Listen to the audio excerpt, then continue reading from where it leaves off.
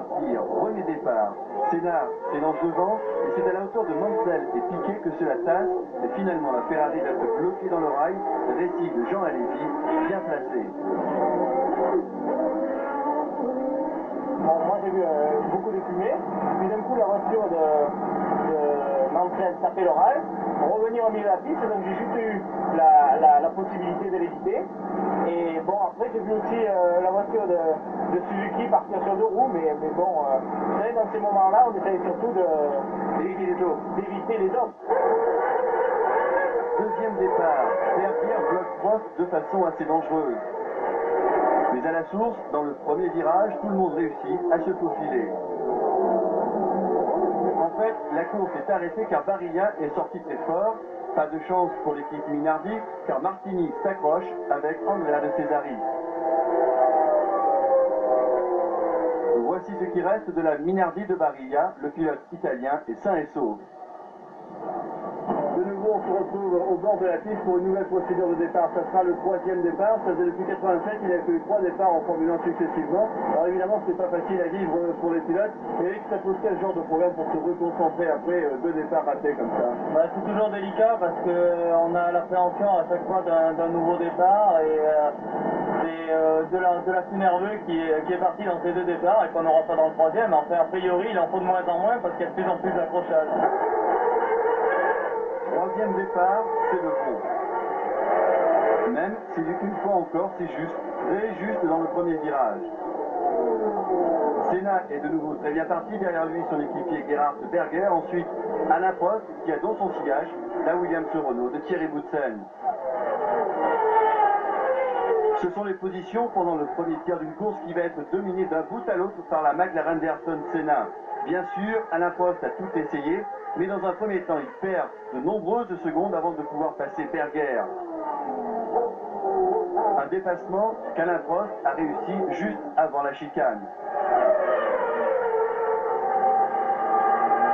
Thierry Boutsen essaie lui aussi de passer l'Autrichien, sans succès. Aujourd'hui, ce n'est pas le jour de Williams. Patrese et Boutsen devront abandonner. 20e tour, Senna a une poignée de secondes d'avance sur Prost et les 2 hommes décident au même moment de rentrer au stand pour changer de pneumatique. Je suis arrêté en même temps que lui, c'était une coïncidence. Je suis reparti derrière, mais lui il a eu l'opportunité de doubler Nannini tout de suite. Moi je suis resté bloqué un petit peu derrière lui et ça m'a fait perdre le contact. De plus, j'ai eu beaucoup de mal à doubler d'autres voitures, notamment Alboreto. Ça m'a fait perdre 5 secondes en un tour. Je crois vraiment qu'aujourd'hui la voiture était super et malheureusement on n'a pas eu beaucoup de chance. Un peu d'équipe du trafic, c'est ça? C'est vrai que pour Prost, les dépassements lui ont coûté beaucoup de secondes, même si finalement il vient à bout de Nannini à la chicane. Nannini qui lui ne s'est pas arrêté pour changer de pneu. Ensuite, Prost butera sur Alboreto. Senna, lui, se faufile parfaitement dans le trafic et porte son avance à 10 secondes. Le Brésilien tient son 3e succès de suite en Belgique. Senna, premier, Prost, 2e. La lutte est chaude pour la 3e place. Une première fois, Nannini résiste à Berger en passant dans l'herbe. La 2e tentative est la bonne pour le pilote de la McLaren. Senna remporte donc ce Grand Prix de Belgique, le 5e pour lui cette saison. Prost est 2e. Le Français compte 13 points de retard sur Senna, mais le moral est là. Le plus important, c'est d'avoir vu que la voiture était de plus en plus compétitive. En qualif, je me suis pas mal débrouillé. En course, j'ai fait le record du tour, j'avais la voiture la plus rapide. J'ai simplement amélioré quelques petites choses. Bon, en fiabilité, on est bien. Performance aussi. On va travailler beaucoup encore cette semaine à Monza.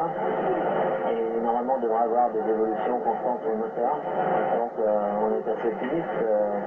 Malgré tout, c'est une course, je crois, assez encourageante pour nous. Le raisonnement, ça veut dire Monza difficile, après tout est possible? Oui, après tout est possible. Bon, disons que Monza, ce serait bien si le moteur Honda explosait dans une droite et que je suis gagné, quoi. Ce serait super. Parce que, mais je crois malgré tout qu'après tout le travail qu'on a fait cette année, on n'a pas beaucoup de réussite. Enfin, je veux dire que les McLaren ont quand même beaucoup de réussite. Le classement de ce Grand Prix, Senna, Prost, Berger, puis Nannini, Piquet et Gugelmin. Alési est 8e. En grande conversation, Bernard 9e et Grouillard 16e. Prochain rendez-vous, le Grand Prix d'Italie, dans 15 jours.